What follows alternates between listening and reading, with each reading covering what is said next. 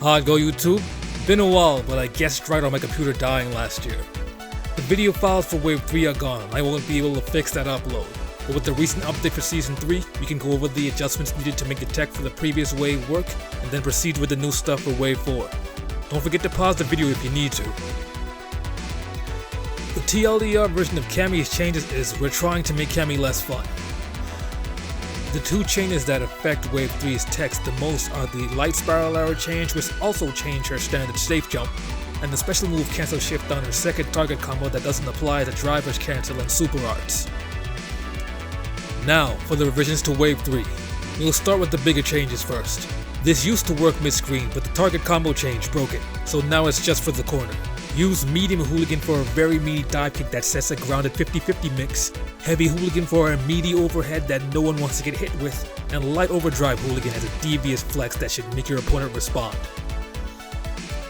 Both dive kick and reverse edge are meaty enough to beat wake up drive reversal. Dive kick gives you optimal distance for a micro walk shimmy. This setup can connect anywhere else on the screen by using Meaty M.Arrow into Heavy Hooligan instead, but comes with two conditions. Condition 1. From mid-screen into the corner, you will save drive meter by fully committing to strike throw offense. I say this because using silent step is at least -4. Using dive kick is your best option in that scenario, but putting you at risk for an easy perfect parry. It's also good for another micro shimmy.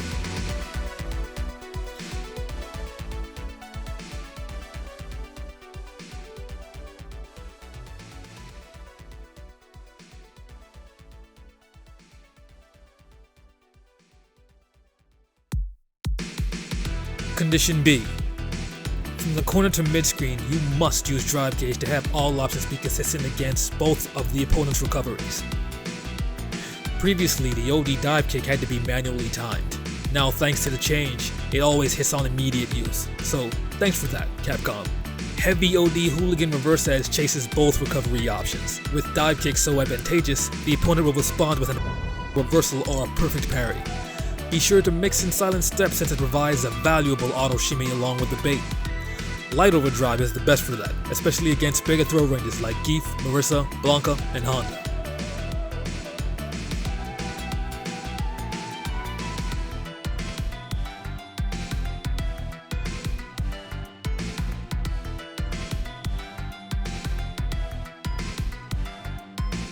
Early FLT will whip versus neutral recovery outside of the corner, so be mindful. Use your opponent's recovery animation as a visual cue. Quick note on the strange notation for the frame data. The plus numeral will indicate the active frame that will hit the opponent. Once the startup frames are on or in the noted range, you'll achieve the same results I have here. You'll see that frequently from now on. The other reason for the cancel shift change. They gave us a new toy in the previous season and then they tried to ruin it.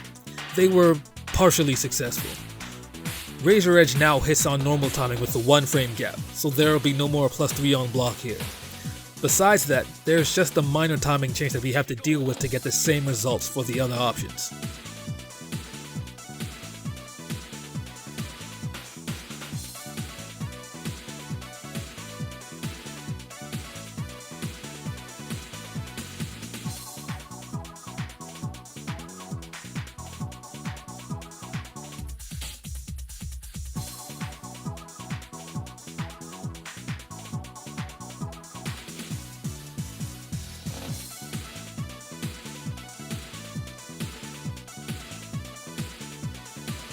Cannon Strike has strange values on active frames 1 and 2 at times, along with the height differences, so be sure to remember the least amount of advantage you can get. You'll switch sides depending on the opponent's recovery.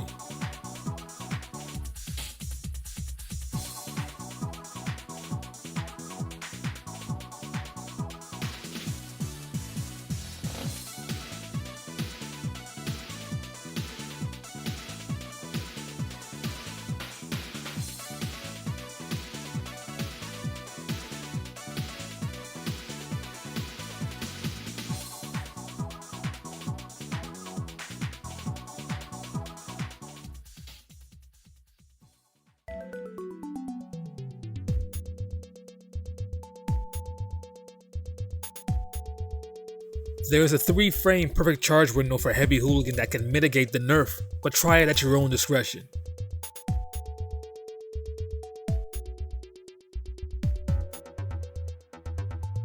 Charge throw is corner only. It's no longer meaty as well, but will grab the opponent on its first active frame and the opponent's second startup frame of any standing animation. Charge reverse edge is a big gamble with a 9-frame gap. It catches jumps and punishes most crouching light punch on reversal timing, minus JP, DJ, and Geef.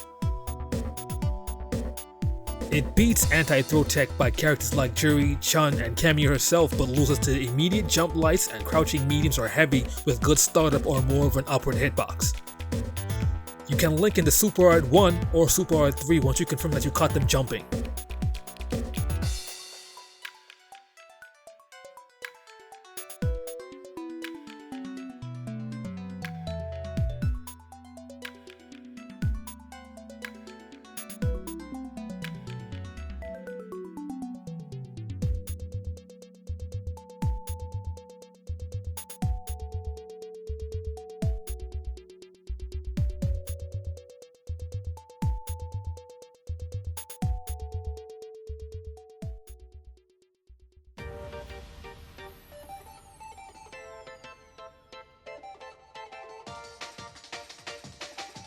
Light Overdrive has so many variables that it's best to aim for the earliest strike so you can get at least +8 on hit for standing hard punch.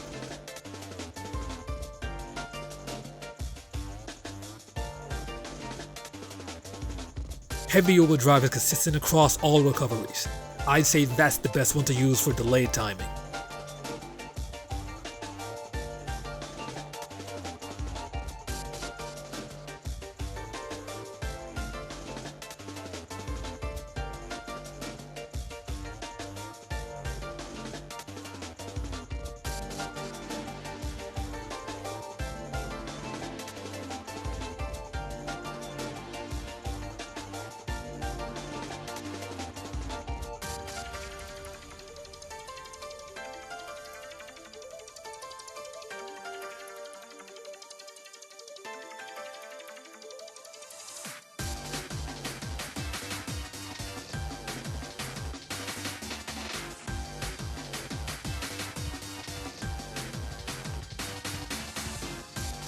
Empty Spin Knuckle is still a good observational tool. Going into mid-screen, back recovery is the only way for the opponent to get out safely. All options bring you close, but light is the best for a shimmy at +8.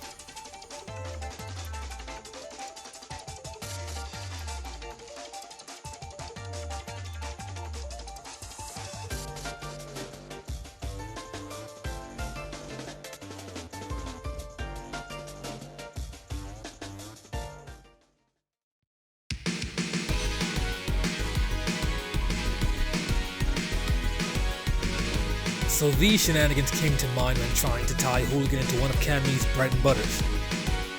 There are 4 scenarios off this setup. Let's start with the one that isn't as easy as the others. Meaty reverse edge is a hard call out for back recovery if you're heading into mid-screen. It's 0 on block and lands at just the right distance for a micro shimmy.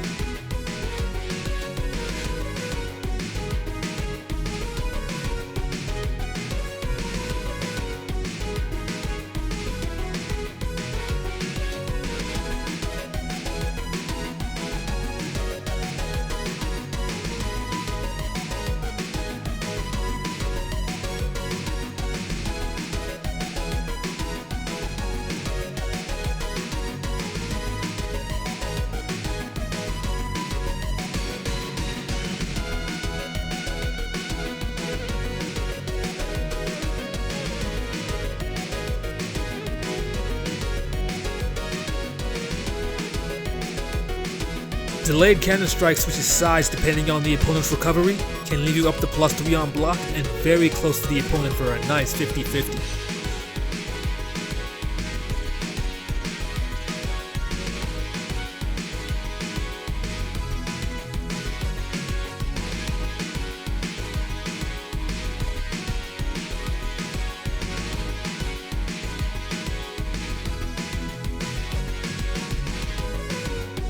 FLT works well with the opponent condition for a meaty overhead.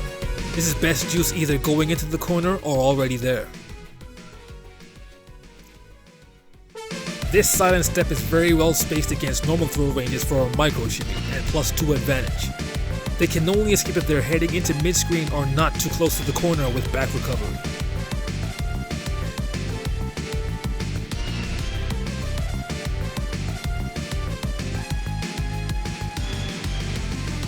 Here's my favorite of the bunch. It's a guaranteed +1 overhead that primarily works mid-screen in the corner. Gato players really hate this one.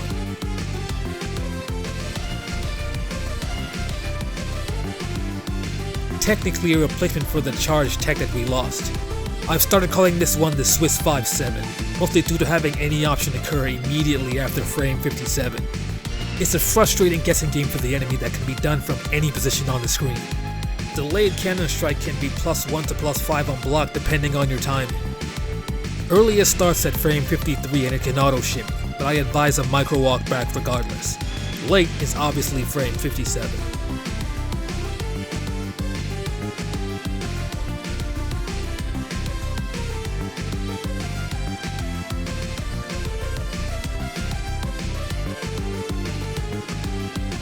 This corner setup is rather deceptive.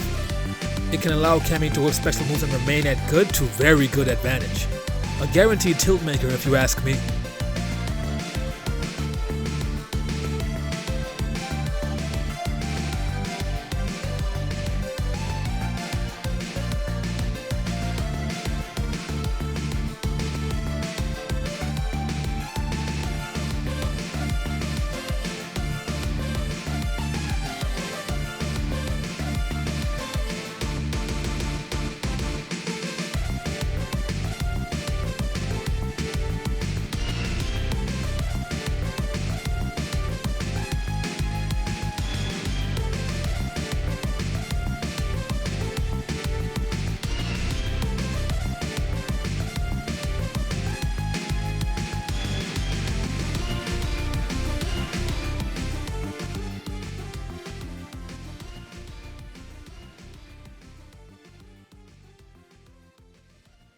This post-Super R2 safe jump switches sides depending on the opponent's recovery. Back lands in front, neutral lands behind.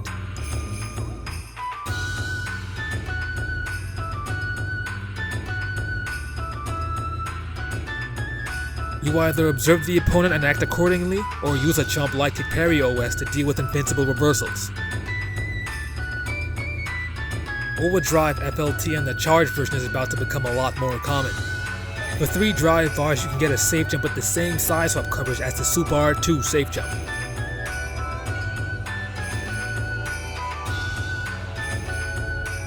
Took me a hot minute to realize that the OD and charge fatal leg twister is a hard knockdown. This one should be talked about more if I'm not one of the first few people to post it. Thanks to a previously explored setup in Wave 1 for charge fatal leg twister, this is as cheap as 1 drive bar. I think OD Fatal Leg Twister has potential to be an option for punishing. Maybe in very specific situations or against reversal supers with 30 or more frames of recovery. Let's leave that one alone for now. But that's it for Wave 4. Hope you folks enjoyed it. Drop a comment or leave a like if you learned something valuable or found any of these setups interesting. And I'll take time on down. Spin Knuckle, signing off.